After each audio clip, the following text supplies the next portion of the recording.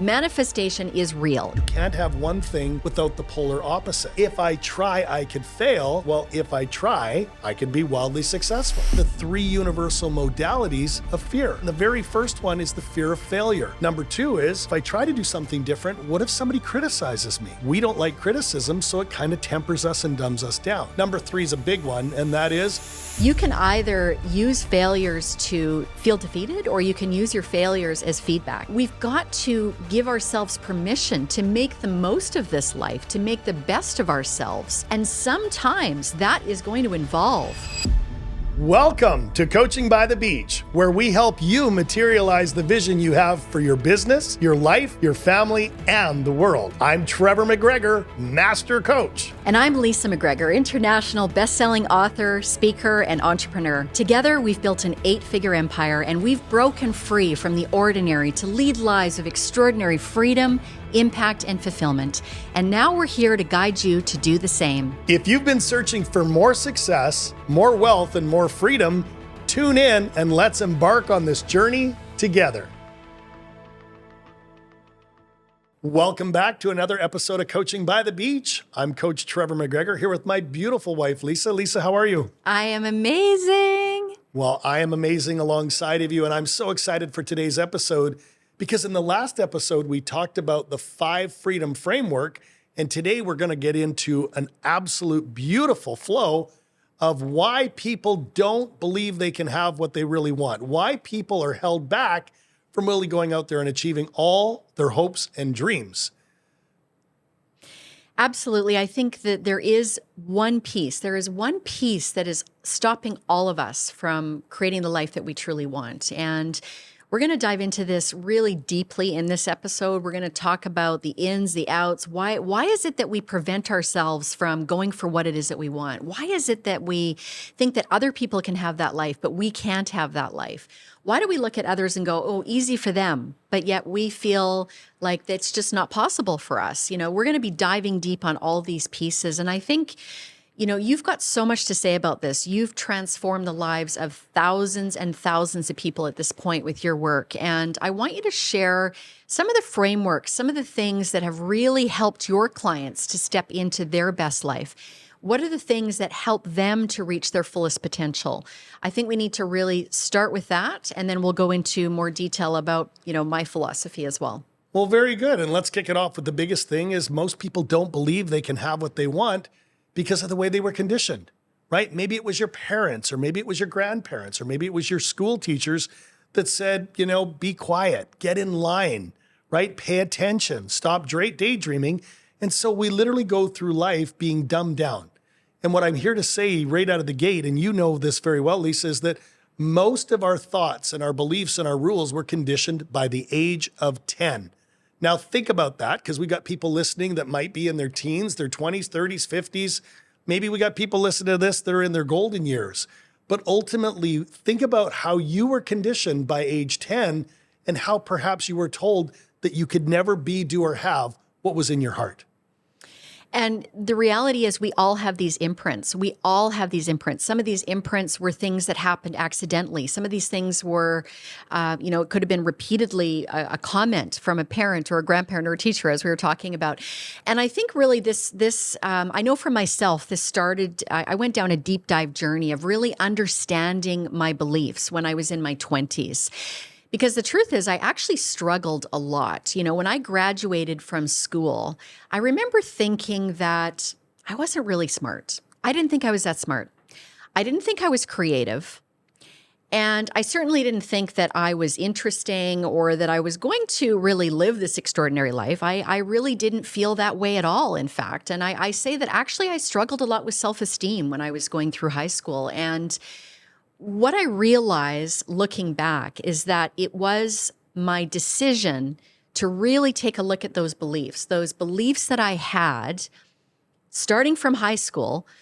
What were those beliefs that were preventing me from living the life that I was truly meant to live, the life that I have created for myself now? And that started with all kinds of things. I mean, again, going back to the point of not being smart. So many of us feel that way. I know a lot of listeners can relate to this. Sometimes you could get a bad grade in school and you can all of a sudden make the decision that you're not that smart.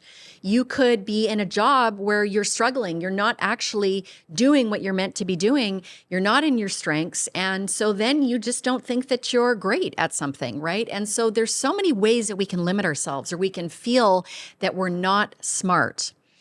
And sometimes we've got to ask ourselves that question, why is it that I feel that way? And I know for myself, when I was in my 20s, this was something I struggled with big time.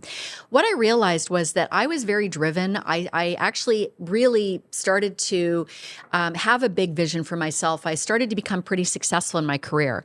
But behind the scenes, I actually had a deep level of anxiety. I used to work with very intelligent engineers. And it's kind of a funny story. I got involved with a technology startup, and I was in my 20s, and I was tasked with doing the marketing and the business development for this company. And I was going to work every day, and I had this level of anxiety because I looked at these engineers that I worked with, and I felt like they were so much smarter than I was, because I had this belief. I wasn't that smart. And I really didn't even understand at the time, other than realizing later that it was from the school system.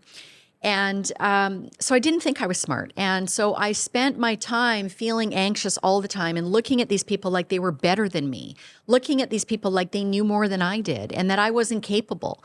And it was so ridiculous, because a few years later, actually when we joined this coaching program together, I heard from someone that he started talking about different levels, different forms of intelligence. Some of us have kinesthetic intelligence. Some of us have, auditory intelligence. Some of us we just have different forms of intelligence, and we can't limit ourselves into thinking we're not smart just because we're not good at one thing. And it made me realize, looking back, wow, like what a lie it was that I told myself that I wasn't smart, because I realized these engineers that I worked with, they would not have had a job if it weren't for me. I built the company. I created a multi-million-dollar company that employed these engineers. And so the last laugh was on me. It was like me thinking that I wasn't smart.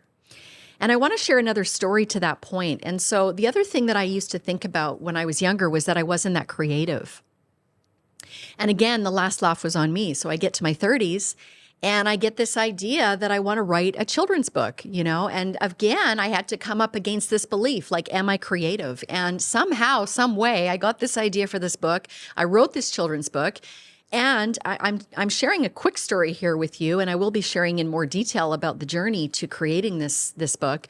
But it started an entire movement in children's education. Now, little did I know that was going to happen. It became a global bestseller, this little children's book. And I say this with you, I'm sharing this with you because I really want to stress that point that we have to challenge our beliefs. We've got to go back to the source. What were we told growing up? What was it that we were told that limited us? And if you really want to live an extraordinary life, if you really want to go for the gold, if you want to go for your dreams, you've got to start that examination process. Start looking at those things that are limiting you. And I can say that it is so liberating when you finally realize what it is that's limiting you. What is that belief that's stopping you from going for what you truly want? And once you figure out what that is, and you make a decision that you're going to create a new belief, anything is truly possible. And Trevor's going to dive into more of the beliefs framework, but I'd like to throw it back to you. And I want to hear more about, beliefs. Let's talk about what you've shared with a lot of your clients over the years. Well, you teed that up perfectly, because again, people think I'm not good enough. I'm not smart enough. I'm not educated enough. I'm too young. I'm too old.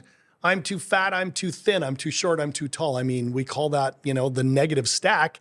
And really, we start to really operate from the top of that stack. And so we dumb it down. We play small. We speak small. We get in the back of the room. We're not the ones that speak first. And so it becomes a conditioning that, just like anything else over time, becomes familiar to you. And that's where we say here at Coaching by the Beach that we got to get out of that old belief or that old conditioning to step out of the old and into the present to create something new. And the reason why it's tough for most people, Leesa, to get out of that familiar past is because it's so darn familiar. I mean, you know as well as I do that all human beings have roughly 60 to 80,000 thoughts a day. Now get your head around that. 60 to 80,000 thoughts a day. And I'm hesitant to share this, but 90 to 95% of those thoughts are negative or are survival based. So right out of the gate, because we have these, negative thoughts, we tend to make negative decisions because it's a protection mechanism. And that protection mechanism is ultimately what holds people back from unleashing their greatness. Kind of like you did in building this beautiful company, kind of like you did, starting the children's book, which has now sold over 100,000 copies worldwide. And congrats to you, because I don't know any author that achieves that level of success when they don't, intend to sell that many books or start a movement. But sometimes the universe has its own way of thinking to really get you to step on the shoulders of other people that have already done something phenomenal and that you could do the same. So before I go into another framework, any thoughts on that?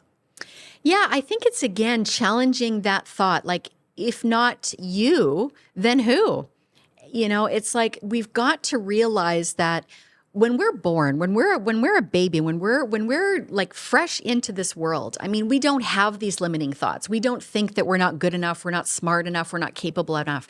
It's the world that imposes these limitations on us based on our life experiences. And I will say with full conviction, if you make a commitment to yourself to be on this growth path, this path where you're evolving yourself, you're challenging yourself, anything is truly possible. You could create the life that you really want. The only thing that's holding you back is a belief that you can't. And so, again, I don't want to digress too much from moving forward in the conversation, but I think this is such an important point. It's just really understanding that it is your beliefs that are stopping you. And once you start to investigate those beliefs and start planting new beliefs, and really start to condition that into your mind, you will start to have new thought patterns that will open up opportunities for you. And then before you know it, like, Trevor was saying, I mean, I had no idea that I was going to write a children's book. I did not write down when I was a little girl, I'm going to write a children's book. And in actual fact, I tell people that I didn't write a children's book because I wanted to be an author. I wrote the book because I wanted to change the world. And I had this whole theme about creating something meaningful. And so I'm going to share a little bit more about that later, but let's go back to the beliefs. Let's go back to getting to the heart of how we help people to get past this idea that they can't have the life that they truly want. Well, that's it. And again, because we have all of these thoughts in the familiar past, change is really hard because we don't have any other references, right? So sometimes you got to borrow references. You got to think, well, who are other people that were just like me that went out there and achieved phenomenal things? Somebody like maybe Richard Branson or Elon Musk or Oprah Winfrey, right? Or Tony Robbins. I mean, I had the great opportunity to have a sneak peek into Tony's world after coaching not only with and for him and his company, but literally coaching millionaires and billionaires around the planet. And again, they were born with a certain set of opportunities, just like you and I have been, but they literally have had to, stand on the shoulders of themselves and giants to start asking what we call better questions. And some of the questions are as follows. So number one, how long have I held this belief? Or number two, who gave me that belief? Was it my mom? Was it my dad? Was it my grandparents? Was it my teachers? Was it my friends' parents? Because again, those are formidable ages between the age of 0 and 10 where we're picking this up. So how long have I had the belief? Who gave me that belief? Who would I be if I didn't hold on to that belief, right? Or what's a new belief that serves me better? Because I'm telling you, the quality of your ability to move forward will be in direct proportion to the quality of the question you ask yourself. And what I really love about that is it really dives into the framework that our thoughts literally lead down a path of 5 other words that literally get us to where we want to go or not, right? So let's unpack that, because let's think about this. Your thoughts, right, lead to feelings. So if your thoughts lead to feelings, and we all have feelings, what do your feelings lead to? Your feelings lead to emotions. So if your thoughts lead to feelings and feelings to emotions, what do your emotions do? Well, they either motivate you to stay small or they motivate you to get up and play a bigger game. So let's recap. If your thoughts lead to feelings and feelings to emotions and motions to motivation, just like you, Lisa, if we get out there and get motivated, we're going to take action. And if we all get out there and take action, we're going to get a certain result. So why is this important? Let's recap it. That your thoughts will lead to your results because of the feelings, the emotions, the motives the action that you will or will not take. And that's really, if we look at you building your company or me building my company, you writing the children's book, me building a real estate empire or coaching people all over the beautiful blue planet, my job and your job is to help the listener have new thoughts that lead to new feelings, that lead to new emotions. Because if you elevate those emotions, you're going to start being motivated to do things a little bit differently, to take different actions that will then lead to different results. What do you think? I absolutely love that. Thank you. And that is it. That's the crux of it. And I just really invite all of our listeners today to let go. Just let go of those beliefs. Let go of that belief that you are not smart enough. Let go of that belief that you are not good enough. Let go of that belief that you're not creative enough. I mean, the biggest awakening I've had in my life is that we all have access to creative power. We all have access to creative potential. And a lot of that has been hidden from us. And we're going to be talking a little bit more about that in this show. You know, the reality is we are all creative. We all are good enough. We all are smart enough. We have to own these things. We've got to own who it is that we are. We've got to come back to our original blueprint. Our original blueprint is divine perfection. I mean, we've got so much capacity and potential in this lifetime. And I know for myself, I mean, I'm a woman in my 40s now. I am just absolutely not willing to allow beliefs to stop me from living the life that I'm truly meant to live. I am not allowing myself. I remember thinking in my 30s when I started to, after I'd had success, after I had created a company that fulfilled me beyond anything I could have possibly imagined, I realized that the scariest thought for me was that I couldn't realize my fullest potential. That's my scary thought.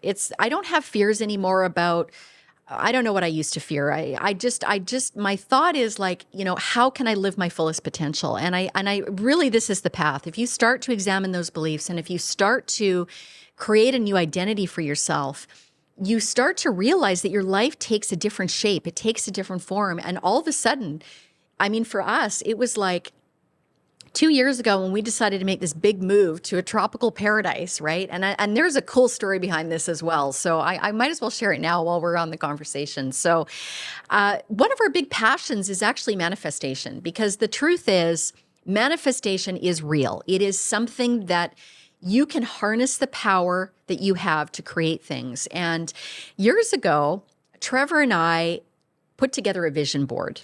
And I've got to share this story because it is just so on point about this, right?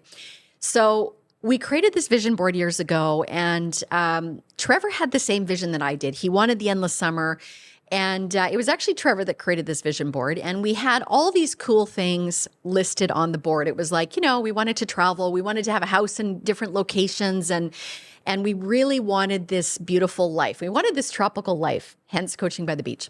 Trevor put a picture of these tropical birds on this vision board. Now, just hear me out here. This was a long time ago. This was over a decade ago. He put this picture of these tropical birds on this vision board. And it was kind of funny because they were my favorite birds. They're called rainbow lorikeets. And they're these beautiful little mini parrots. They're just gorgeous, right? And I don't even think he realized that they were my favorite birds. He put these on the vision board. And 2 years ago, when we decided to move to paradise, is what we call our paradise, we started looking for houses, and we were looking around, and there wasn't very many places available. And all of a sudden, this house came up. And we both took a look at this house. It was online, and it was like this beautiful nature location. It was the rainforest in the backyard, literally. So we're looking at the pictures online. We're going, oh my gosh, we've got to go see this place. So we go take a look at the home, and we're like, we both looked at each other and went, this is it. This is the house. This is the house that we had envisioned in our minds so many years ago. In actual fact, I wrote in my journal that I wanted to live in the rainforest. I wanted to live in a beautiful architect designed home somewhere in the jungle, you know, and that was a wild idea because I was a girl who grew up in the prairies of Canada. Never thought that was possible, but let's just write it in the journal anyway and see what happens. So anyway, we move into this house and we get our furniture in, and we get our deck furniture, right? And this is a big deal. We've got this outdoor patio set. Now, we spent a fortune on the outdoor patio set because Canadians, spending 6 months of your life growing up in the snow, the idea of being able to sit outside on a patio set for half of the year is pretty amazing. So we're sitting outside on our brand new patio furniture, and we look and we see these beautiful palm trees in the backyard, and we look and all of a sudden we see these birds flying by. And guess what? It's the birds that were on our vision board. That's it. And it's absolutely amazing story because, again, when you plant seeds of what's possible, you never ever know when the universe is going to deliver. So if that's true, and I love that story, why don't more people realize their dreams? Why don't more people have the finances or have the house, the car, the travel, the well-behaved children? It's number one, that they don't believe they can have it. And number two, and you kind of brought this word up earlier, it's fear, right? So the number one thing that people fear is, right, really change. And they might have a good job and they might have a decent house and they've got a car that gets them from A to B, but they don't dream like a vision board or journaling or some of those things because they have fear that they might not get it. And you and I are here to really, deliver something to the listener that perhaps you haven't heard, that we're going to help you to get past that fear of never realizing what's on your vision board or your dreams, because we call it the 3 universal modalities of fear, right? And the very first one is the fear of failure. That is, if I try to go from where I am to where I want to be, I might fail. So the very first universal fear is failure. Number 2 is, really, if I try to do something different, what if somebody criticizes me? What if somebody says, you're moving from Canada to Australia? Why? You're taking your kids out of school? Why? You're traveling all this stuff? Why? And again, we don't like criticism, so it kind of tempers us and dumbs us down. So if number 1 is the fear of failure, number 2 is the fear of criticism, number 3 is a big one, and that is the fear of not feeling worthy of change or success. And that one thing of not feeling worthy also dumbs us down and gets us to play small, where you've got to realize that these 3 things are universal. Doesn't matter if you're a man or a woman, doesn't matter if you are in America or Australia, that if you really think about what's held you back, could it be the fear of failure, the fear of criticism, or the fear of not feeling worthy? So before we show people how to get on the other side of that, do you see how that affects so many of our listeners? Absolutely. And again, that goes back to, we've got to give ourselves permission to get past these fears. And we're not going to tell you that, it's really easy and you can have all of this in 5 minutes. This is a process. This is a journey that you take yourself on.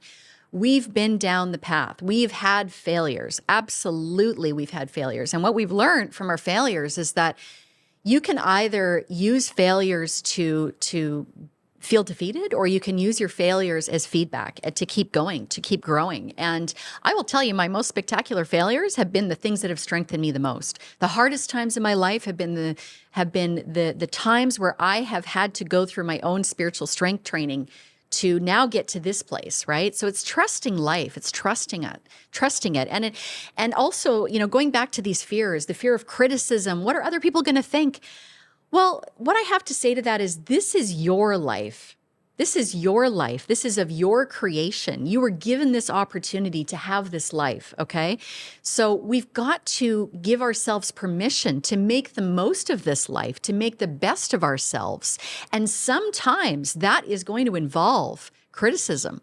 There are people in my life that may not agree with my choices, my personal choices.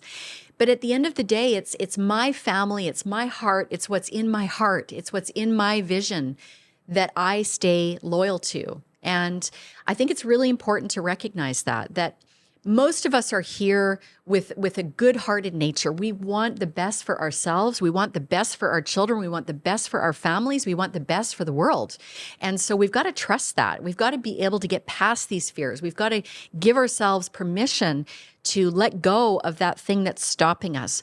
And I know for myself, I mean, I don't know what the word is. It's kind of like putting yourself on the edge. I mean, we've put ourselves on the edge so many times, and sometimes you have to, it's almost like you just have to be brave. You've just got to be brave. You got to be like, okay, I'm on the edge here. I'm making this decision. This is huge. This is going to change my life in the most amazing ways. And when you make that decision, so much magic can unfold. I mean, I really trust life now more than I ever have. I trust it more than I ever have. Things unfold, situations, circumstances. And if you stay true to your vision, if you stay true to those wild ideas that you have, and just keep following it through, I'm telling you, thoughts become things. Thoughts become things faster than you can imagine. I love that. Absolutely. And so let's help the listener get on the other side of the fear. And one of the ways we like to do that is invoking the natural law of polarity. And it's called the law of polarity. And we all know what the law of gravity is. I mean, if you jump off the roof of your house, you're going down. Well, the law of polarity is another law that states that you can't have one thing without the polar opposite. So what does that got to do anything? Well, if you think about you can't have day without night or black without white or the North Pole without the South Pole, it means you can't have those three modalities of fear without polarity being on the other side. And here's what that looks like if you bring it in, because if you bring it to number one, if I try, I could fail, and you flip that around 180 degrees, it becomes, well, if I try, I could be wildly successful, right? Or number two, people might criticize my idea or call me out for it. Well, let's flip that around where people love your idea. They support your idea. They cheerlead you, they champion you, and you can move forward. And that whole third one, that unworthiness, that's a bunch of bunk, because I'm here to tell you, as you know, that abundance is your birthright. You've got just as much opportunity to go out there and create, like you and I have done, as have other clients of ours, to have epic lives. So at the end of the day, if you're up against failure, if you're up against criticism, if you're up against feeling not worthy, this is a chance for you to bring in the law of polarity and to start moving in the opposite direction. What do you think of that? I couldn't agree more. And I think the worthiness piece, that is going to be a few episodes. We're going to unpack unworthiness, because that is a huge piece. You know, I did not come from a silver spoon. I did not come from a family that said, you know, you can live this extraordinary life. And I didn't think that I was worthy of it. For so many years, I didn't believe it was possible necessarily internally. It wasn't something I was conscious of. It was an unconscious story that I was telling myself. And this worthiness piece is really big. I mean, we've got to challenge what we feel is for us, you know, what is possible. And it starts with owning that we're deserving. We were born worthy. Nothing has changed. Nothing has changed. When you started from this little baby, you know, this unconditional love, this beautiful spirit, nothing has changed. Again, it's unlayering all the societal beliefs and expectations and limiting beliefs and all of those things. And worthiness is such a big piece, particularly for women, I will say. And so we'll be talking a little more about that in future episodes. But we just want to really get you to start thinking about these things. We're opening up a can of worms here, and we know that. We're doing this deliberately because we want to get you thinking. We want to get you thinking about what's stopping you from creating that life that you really want to create, and what can you do to challenge yourself to really move forward. So I think it's time to get into the 3 to Thrive. So let's talk about that, sweetheart. Why don't you start with the number one question that you want to leave your listeners with today? Well, the first question I would ask is, what's your resistance, right? Resistance is a very powerful word. And if we can actually see it or feel it or name it, give it a color, that's the first step in going, you know what? There's an elephant in the room, and I'm okay with it because I know that I'm going to absolutely get on the other side of that. Fantastic. Love it. Okay. Have you got number 2? Number 2 is really challenge where these beliefs have served you and where these beliefs are probably not serving you at this stage. Maybe you're in your 20s, your 30s, your 50s, maybe you're 80 years old listening to this, but I'm telling you, whatever beliefs your parents gave you, just like my parents gave me beliefs, or my grandparents, think of where they got their beliefs, because they got them from your grandparents and your great-grandparents who might have grown up at, through the Depression or through the World Wars. And so maybe they see through a little bit of a different lens than you're meant to see through today. And with that said, I'll throw it over to question number 3 from you. I think question 3 is, again, just kind of layering in on the first 2, is just, write out a couple of sentences about, like, if my life was my ideal life, if I could have anything that I want in this lifetime, like if I could create the most exciting life, what would it be? So write a couple of sentences and then ask yourself the question, why can't I have that? Why can't I have that? And just don't even think about it. Just like pen to paper, like let your subconscious mind do the work, right? Like just write a riff about why you think you can't have that. And I promise you, those those are the things, like those beliefs are going to surface. Those things are going to come up in that dialogue that you write down on that piece of paper. And that's your work right there. Like that's your work. The work is not working hard. The work is not creating another business so you can make more money so that you can have that life. The work is actually figuring out what that resistance is, what those beliefs are. And once you start to uncover that, then you start to take it from the limiting belief. So I can't have this because ... I can't have this because I'm too busy. My kids are in school in this particular place and I can't have this life because of this, right? Write that all down. What are those limiters? And then write down the polar opposite of that, right? The law of polarity. Write down the opposite of that. So, okay, I can't have that because I don't have enough time. I have plenty of time. I can't have that because my kids are in school. I can have that because there's other opportunities for me to think about my child's education in a different way. There's got to be other ways to do it. Other families have done it. So you've got to challenge those limiters. And that's, again, something we're going to be going through with you more in more detail, but I hope that helps. I hope that really gets you on the path. I love it. That's a powerful 3 to Thrive. And again, that'll do it for today. I want to thank you for playing full out. Really do the work with these 3 to Thrive questions. And Leesa, I'll get you to wrap. All I have to say is peace, love, and palm trees. Thank you for joining us today at Coaching by the Beach. If this episode helps you to see your path to more success, more wealth, freedom, and fulfillment, we'd love your support. Remember to subscribe on your favorite platform. Leave us a 5-star review on Apple Podcasts and Spotify. And don't let your journey stop here. Connect with us in our community of like-minded achievers on all social platforms at Coaching by the Beach. We're excited to continue exploring this path to freedom with you.